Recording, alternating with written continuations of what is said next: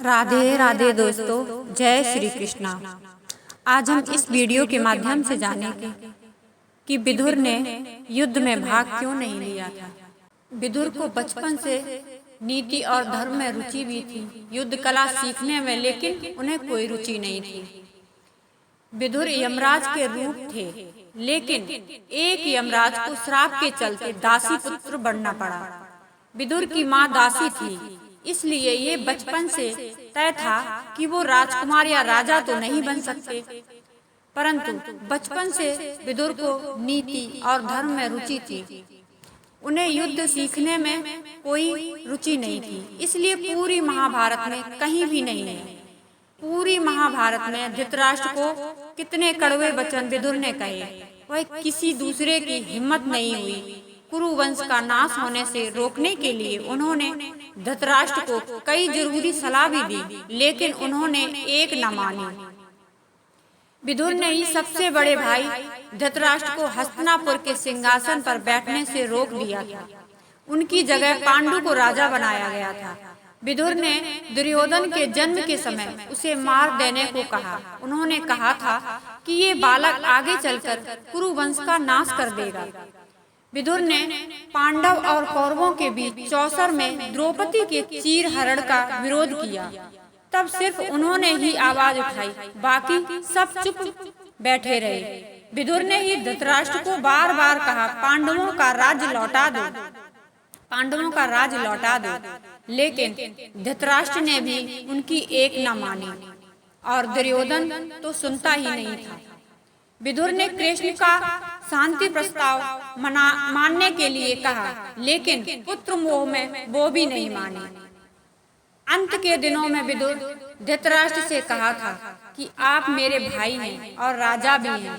जहाँ धर्म है वहाँ मैं ही हूँ। मैं आपसे और हस्तिनापुर की माटी से धोखा नहीं कर सकता, इसलिए राजभवन छोड़कर जा रहा हूँ। विदुर युद्ध में कौरवों की ओर से युद्ध नहीं लड़ा, क्योंकि इसके लिए धर्म मना कर रहा था, और पांडवों की तरफ से लड़ नहीं सकते थे, क्योंकि वे हस्तिनापुर के राज और उसकी मिट्टी के साथ धोखा नहीं कर सकते। युद्ध समाप्त हो गया, कौरवों का विनाश हो गया, कानून व्यवस्था स्थापित करने के प्रयास शुरू किए गए। इन सभी प्रयासों में विदुर पांडवों के सहायक थे, फिर भी उन्होंने अपना अधिकांश समय बूढ़े धृतराष्ट्र के साथ बिताया। युधिष्ठिर धृतराष्ट्र के पास आए और दोनों ने एक दूसरे को गले लगा लिया। यह देखकर विदुर जोर जोर से रोने लगे। विदुर ने युधिष्ठिर को सलाह दी कि नई सरकार का प्रशासन कैसे चलाया जाए। इसके बाद उन्होंने अपने अंतिम दिन बिताने के लिए जंगल में जाने का फैसला किया। धृतराष्ट्र, गांधारी, कुंती, विदुर और शकुनी वन में चले गए। पांडवों ने उन्हें जाने से रोकने की व्यर्थ कोशिश की। जब धृतराष्ट्र, गांधारी, कुंती, विदुर, संजय और अन्य लोग वन के लिए निकले तो भीमसेन भी जोर जोर से रोने लगे। पांडव और नगर के लोग उनके साथ गंगा नदी तट तक गए। सत्ययुग के आश्रम के पास गंगा के तट पर एक आश्रम बनाया गया और विदुर और अन्य लोग वहां रहते थे। वे लगभग 6 वर्षों तक वहां रहे। पांडव अपने बड़ों का वियोग सहन करने में असमर्थ हो गए। एक बार धर्मपुत्र ने अपनी माँ के बारे में स्वप्न में देखा।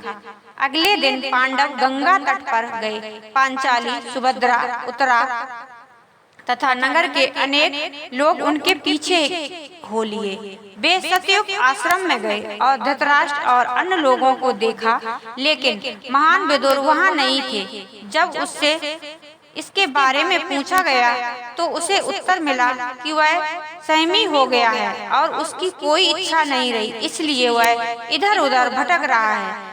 युधिष्ठिर बहुत परेशान थे। अगले दिन प्रातःकाल जब युधिष्ठिर गंगा में स्नान करने गए तो रास्ते में उन्होंने विदुर को मुंह में पत्थर लिए हुए चिंतन में बैठे देखा।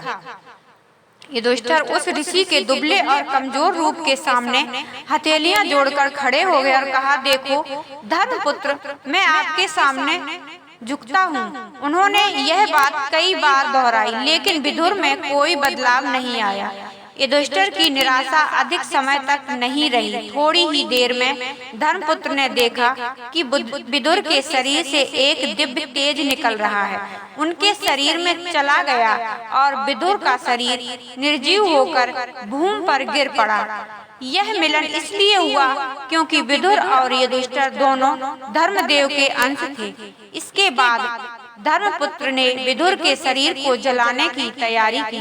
तभी आकाशवाणी हुई, विदुर संयम है, उनके शरीर को नहीं जलाया जाना चाहिए। धर्मपुत्र ने आश्रम में जाकर सभी को विदुर की मृत्यु की सूचना दी।